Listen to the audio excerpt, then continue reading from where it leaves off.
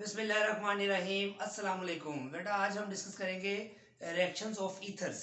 तो ईथर जो हैं क्योंकि ये इनर्ट सब्सटेंस होते हैं, किसी भी एसिड बेस या अल्कलीज के साथ ये आसानी के साथ रिएक्शन नहीं करते। और दूसरी इनकी खूबी क्या है कि ये लेविस बेसिस होते हैं, क्योंकि इनके पास लोन पेयर होता है। जो सेंट्रल ऑक्सीजन है यहाँ पर ये किसी को डोनेट कर सकते हैं, इसलिए इसको लेविस बेस कहते हैं।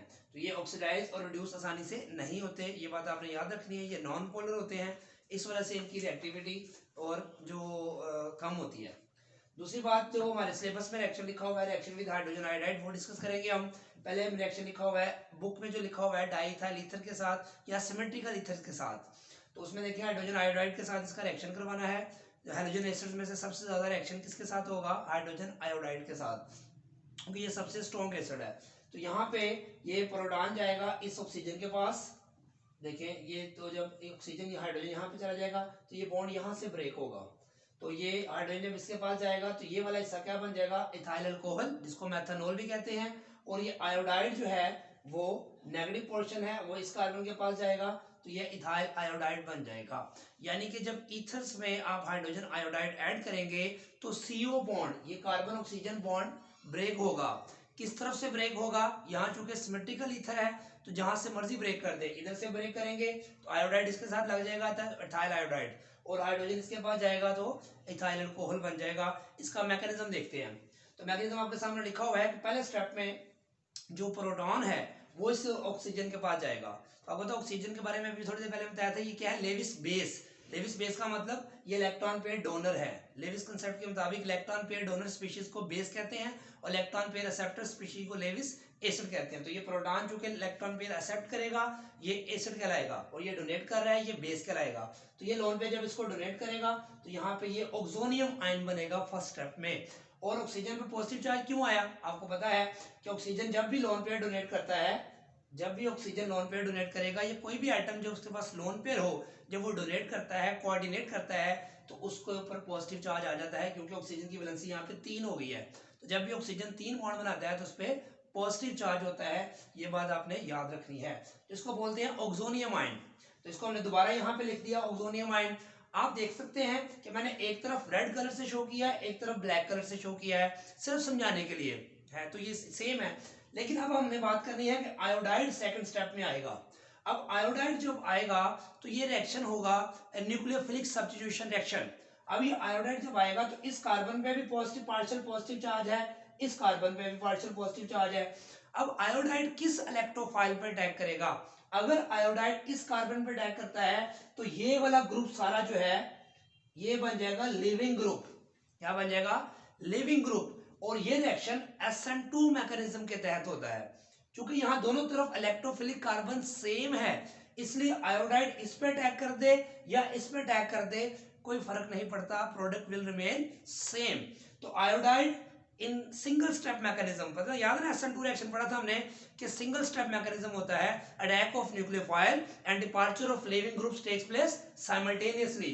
तो ये आयोडाइड इस कार्बन पे अटैक करेगा तो ये इलेक्ट्रॉन पेयर वापस ऑक्सीजन के पास शिफ्ट हो जाएगा, तो उसका पॉजिटिव चार्ज खत्म हो जाएगा। तो ये लिविंग ग्रुप क्या बन जाएगा? एथेनॉल, जिसको हम इथाइल अल्कोहल भी कहते हैं। और ये आयोडाइड जब इसके पास आएगा तो इथाइल आयोडाइड बन जाएगा। तो ये सिंपल सा मैकेनिज्म था, सिंपल सा मैकेनिज्म था। इसमें आपने देखा कि सिमेट्रिकल ईथर है, बुक में भी यही लिखा हुआ है। तो इसमें आपने ये याद रखना है कि इसका जो सेकंड स्टेप है ये SN2 मैकेनिज्म के तहत होता है। लेकिन अगर यहां पर अनसिमेट्रिकल ईथर ले लें, जो कि एक एक्स्ट्रा बात बताने जा रहा हूं मैं, एंटीटेस्ट पॉइंट ऑफ व्यू से, सिलेबस के पॉइंट ऑफ व्यू से, बोर्ड के पेपर के पॉइंट ऑफ व्यू से यहां तक काफी है। तो उसमें आपने क्या करना है, वो जो एक्स्ट्रा बात है कि यहाँ पे अगर अनसिमेट्रिकल ईथर आ जाए या एक तरफ टर्शरी ग्रुप आ जाए तो उसको हम जो है वो कैसे करेंगे, उसको आप जो है वो कैसे करेंगे, तो उसके लिए हम तफसील से देखेंगे कि जो है उसके लिए आपने उसको रिएक्शन को कैसे करना है। अब देखिए कि हमारे पास अगर अनसिमेट्रिकल ईथर हो, एक तरफ जो है वो दोनों तरफ सिंपल हो, लेकिन यहाँ पे आप देख सकते हैं मिथाइल है, एक तरफ इथाइल है, तो ये SN2 मैकेनिज्म के तहत अब डायरेक्ट बताना है आपने प्रोडक्ट क्या बनेगी। तो वैसे तो आप देख सकते हैं हाइड्रोजन इसके पास भी जा सकता है, इसके पास भी जा सकता है, आयोडाइड इसके पास भी जा सकता है, इसके पास भी जा सकता है। तो आपने SN2 मैकेनिज्म के तहत जब रिएक्शन हो रहा होगा वो कब होगा? जब दोनों तरफ प्राइमरी अल्काइल ग्रुप होगा या सिंपल अल्काइल ग्रुप होगा। तो SN2 मैकेनिज्म में आपको पता है कि जो अटैकिंग न्यूक्लियोफाइल है वो उस तरफ अटैक करता है जहां पे हिंड्रेंस कम हो। तो यहाँ पे देखिए मिथाइल पे इस कार्बन पे अटैक करना होगा। पहले स्टेप तो मैंने लिख रहा है यहाँ पे, आपको पता है पहले स्टेप में प्रोटॉन इसके पास जाएगा तो ऑक्सोनियम आयन बनेगा। सेकंड स्टेप की बात कर रहे हैं कि आयोडाइड इस पे अटैक करेगा या आयोडाइड इस पे अटैक करेगा। अगर आयोडाइड इस पे अटैक करता है तो मिथाइल आयोडाइड बनेगा, अगर आयोडाइड इस पे अटैक करता है तो इथाइल आयोडाइड बनेगा। तो हम कैसे याद रखें क्या बनेगा, तो हिंट याद रख लें क्योंकि ये दोनों सिंपल हैं या प्राइमरी अल्काइल ग्रुप लगे हुए हैं दोनों तरफ। तो आप SN2 मैकेनिज्म का क्या असूल याद करें कि जो अटैकिंग न्यूक्लियोफाइल है वो उस कार्बन पर अटैक करेगा जो लेस हिंडर्ड होगा, जिसमें हिंड्रेंस कम होगी। तो बताएं यहाँ हिंड्रेंस कम है या यहाँ हिंड्रेंस कम है, तो यहाँ कंपैरेटिवली हिंड्रेंस कम है। तो iodide will attack on this carbon and hydrogen goes to this carbon, तो ये एथेनॉल बन जाएगा और ये मिथाइल आयोडाइड बनेगा। ये बड़ी इंपॉर्टेंट बात याद रखनी है आपने। नेक्स्ट, अगर यहाँ पे बल्कि ग्रुप लग गया है जैसे टर्शियल ग्रुप लग गया है तो ये रिएक्शन SN2 मैकेनिज्म के तहत नहीं होगा बल्कि SN1 मैकेनिज्म के तहत होगा। और SN1 मैकेनिज्म में आपको याद है क्या होता है कि आयोडाइड या अटैकिंग न्यूक्लियोफाइल उस कार्बन पर अटैक करेगा जो जिसमें टर्शियरी ग्रुप होना जरूरी होता है उसके लिए। तो देखो यहाँ पे हाइड्रोजन किसके पास ही जाएगा, तो पहले स्टेप में ऑक्सोनियम आयन बन जाएगा। तो ये आयोडाइड जो है अब इसके पास जाएगा, तो ये रिएक्शन कब होगा, जब SN2 होना हो। चूंकि ये रिएक्शन हमने एक्सपेरिमेंटल एविडेंस से पता चला कि ये SN1 मैकेनिज्म के तहत होता है। उसकी वजह क्या होती है कि जब आयोडाइड इस कार्बन पे यहां से ये लिविंग ग्रुप पहले चला जाता है, पहले ये लिविंग ग्रुप चला जाता है क्योंकि इसके लिविंग ग्रुप में जो है वो कार्बोकैटाइन बनता है। और कार्बोकैटाइन आपको पता है क्या होता है, यानी कि प्रोटॉन अगर यहां आ जाता है, अगर आप देखें यहां पे हाइड्रोजन आपके लग गया हुआ है, तो अगर नेक्स्ट स्टेप में आयोडाइड ने आना है तो वो ये वाला लिविंग ग्रुप बनेगा, तो ये बनेगा simple carbocation. Simple carbocation stable नहीं होता। अब ये यहां से अगर जाए इलेक्ट्रॉन लेकर छोड़ के, तो यहाँ पे कार्बोकैटाइन टर्शियरी बनेगा, टर्शियरी कार्बोकैटाइन बनेगा। और आपको पता है टर्शियरी कार्बोकैटाइन सबसे ज्यादा स्टेबल होता है। इसलिए in this case iodide will attack on this carbon. और याद रखें जब बल्कि ग्रुप या टर्शियरी ग्रुप लगा ऑक्सीजन के साथ, तो याद रखें आयोडाइड को उसके साथ आपने अटैच करवाना है, ये हिंट याद रख लें। और हाइड्रोजन को उसके साथ जिसके पास जो है वो सिंपल है या उसके साथ अटैच करवाना है। तो देखिए आयोडाइड इसके साथ अटैच होगा और OH जो है वो सिंपल वाले के साथ अटैच होगा। जबकि SN2 वाले में मैंने क्या बताया था, सिंपल वाले के साथ आयोडाइड आएगा और जो बल्कि है या ज्यादा बड़ा ग्रुप है या हिंड्रेंस जिसमें थोड़ी सी भी होगी तो उसमें H जाएगा।